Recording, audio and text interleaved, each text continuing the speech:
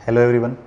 आज की वीडियो में हम एक बहुत ही इम्पोर्टेंट टॉपिक डिस्कस करने जा रहे हैं, exception handling.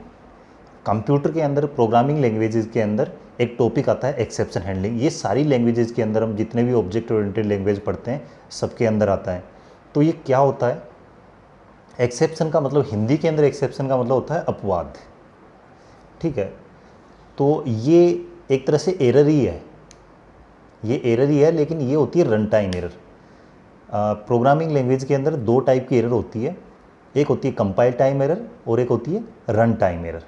Compile time error होती है वो क्या, ग्रामेटिकल एरर्स होती है, जिसमें आपने कहीं सेमीकोलन मिस कर दिया, कहीं स्पेलिंग मिस्टेक कर दी, तो वो कंपाइल करते टाइम पकड़ में आ जाती है और वो एरर आ जाती है और आपका प्रोग्राम रन नहीं होता है, उससे पहले कंपाइलर एरर दे देता है और आपको वो ठीक करने के बाद में आप प्रोग्राम रन कर सकते हैं। दूसरी एरर्स होती है वो होती है रन टाइम एरर्स। तो रन टाइम एरर्स क्या होती है, कंपाइल टाइम पर पकड़ में नहीं आती है, क्योंकि ग्रामेटिकल कोई मिस्टेक नहीं होती है उनमें। तो ये जब प्रोग्राम को हम रन करते हैं उस टाइम पकड़ में आती है। तो ये होती किस तरह की है, जैसे मान लीजिए आपने एक प्रोग्राम लिखा और उसमें एक नंबर है ए, उसको डिवाइड कर रहे हैं बी से, या फिर आपने कैलकुलेटर बनाया।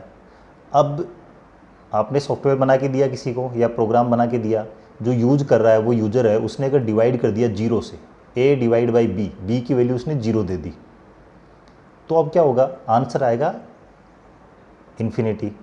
अब इनफाइनाइट आ रहा है तो कंप्यूटर है वो तो एक पर्टिकुलर वैल्यू होती है उसी को समझता है, इनफाइनाइट को समझता नहीं है। इनफाइनाइट कुछ होता नहीं है, अनंत है वो, कुछ होता नहीं है, एक बहुत बड़ा नंबर होता है जिसको हम लिख नहीं सकते, इसलिए हम एक इन्फिनिटी है और एक सिंबल है उसका, उससे लिख देते हैं। लेकिन कंप्यूटर है वो एक फाइनाइट नंबर तक ही समझता है।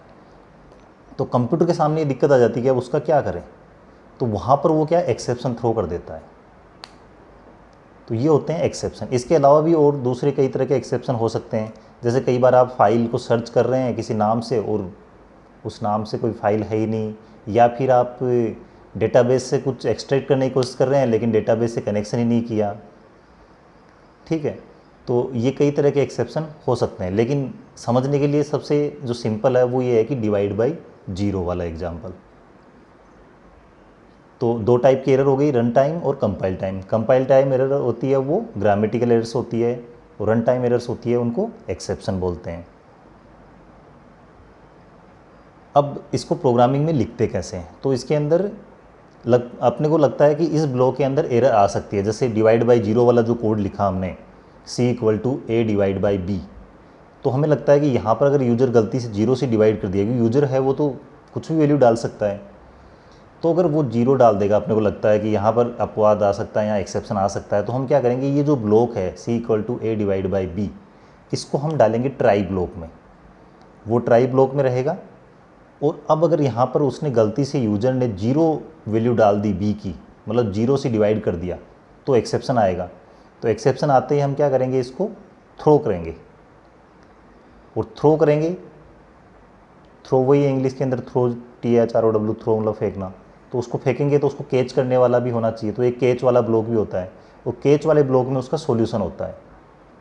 वहाँ पर हम मैसेज लिखते हैं, यूज़र को एक मैसेज दिखाएंगे कि आपने जीरो से डिवाइड किया है और आप जीरो से डिवाइड यहाँ पर नहीं कर सकते, या वो दूसरा एक्सेप्शन आता है तो उसका हम एक्सेप्शन कैच करके उसको सॉल्यूशन वहाँ पर बताएंगे। तो थ्रो है वो एक्सेप्शन का जो ऑब्जेक्ट है, किस टाइप का एक्सेप्शन आया है, कि डिवाइड बाई जीरो का आया है या फिर डेटाबेस से कनेक्टिविटी का इशू है, किस तरह का इशू है, तो वो उसी टाइप का ऑब्जेक्ट को थ्रो करेगा और वहाँ पर हम कैच स्टेटमेंट्स रखेगा। तो जिस टाइप का ऑब्जेक्ट थ्रो हुआ है तो उसी टाइप का जो कैच का स्टेटमेंट है वो उसको ऑब्जेक्ट को कैच कर लेगा और उसका सॉल्यूशन निकाल देगा।